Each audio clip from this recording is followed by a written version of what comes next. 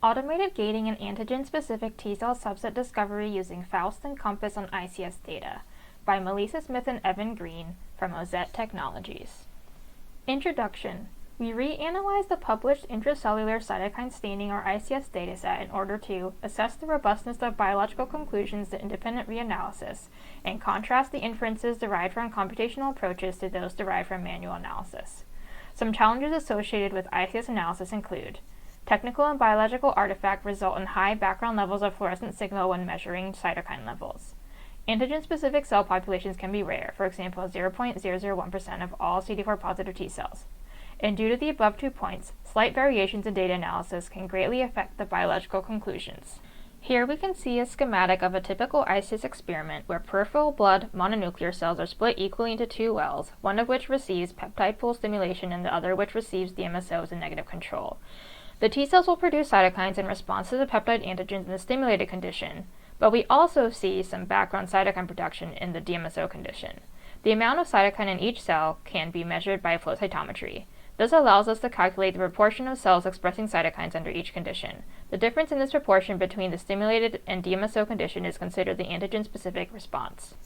Reanalysis strategy, compensation and transformation. Manual analysis and reanalysis were performed using the same compensation matrices. Manual analysis used bi-exponential transformation, whereas reanalysis was performed using the inverse hyperbolic sine function. Identification of lymphocytes. For reanalysis, events with abnormal acquisition rates along the time channel and events at the limit of detection for all remaining channels were excluded. Following this, live singlet lymphocytes were computationally gated, followed by gate adjustment using internal tools. FAUST, or full annotation using shape-constrained trees, was then applied to the remaining protein markers, with the subject set as the experimental unit. This choice was informed by the experimental design. Biosamples from each subject were assayed by flow cytometry under 5 stimulation conditions, and SCB stimulation is known to induce cytokine expression on T cells. The adaptive thresholds produced by FAUST for the protein markers were then applied to each sample to identify CD4 positive and CD8 positive T cell subsets expressing each measured cytokine. We observed that the manual CD3 gate excluded an average of around 25% of CD3 positive events, which appeared below the default visible range in the manual analysis software. Comparative analysis. After gaining the data, we identified antigen-specific T-cell subsets by running COMPASS, or combinatorial polyfunctionality analysis of antigen-specific T-cell subsets, on the CD4 positive, CD8 negative T cells, using the cell counts obtained via FAUST for each combination of cytokine positivity. In the heat map shown here, dark purple shading indicates a high probability of antigen-specific response according to COMPASS. Rows represent subjects and columns indicate a specific combination of cytokine positivity. COMPASS identified 9 antigen-specific subsets in the reanalyzed dataset, including the 6 original subsets identified using the manually gated data. The background corrected magnitude of response for each of the COMPASS subsets is shown here. The 3 subsets which were observed to have a greater magnitude of response in the LTBI group in the manual analysis are also observed to have greater response in the LTBI group for the reanalysis. In the reanalysis, an additional interferon gamma TNF CD154 positive subset was newly observed to have greater response in the LTBI group.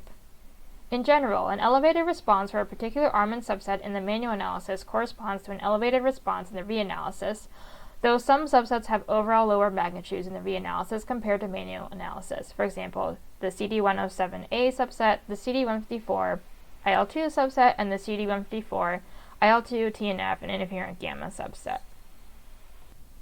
The results of the reanalysis recapitulate the primary manuscript's findings insofar that resistors, or individuals who persistently test negative to TST and quantiferon tests despite high levels of exposure to Mycobacterium tuberculosis, possess non-interferon gamma T-cell responses to MTB-specific protein peptides, ESAT6 and CFP10, which provides immunologic evidence of exposure to MTB. These responses in the reanalyzed dataset are indicated by a red dashed line in the heat map. They are distinguished from interferon gamma positive responses, gray subsets, which are not expected to be present among quantiferon negative individuals because quantiferon is itself a test for interferon gamma response.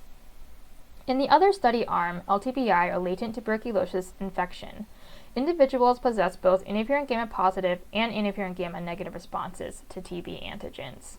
This result was observed in both the original and reanalyzed COMPASS runs. Summary of findings. biological inferences derived from independent computational analysis are consistent with published manual analysis. Reanalysis can surface issues with manual analysis, and if biological inferences are preserved across independent analysis approaches, they are strengthened. Computational cytometry approaches, like those applied to this ICS dataset, provide an increasingly efficient mechanism to conduct independent complementary analysis to the standard manual approach. Thank you.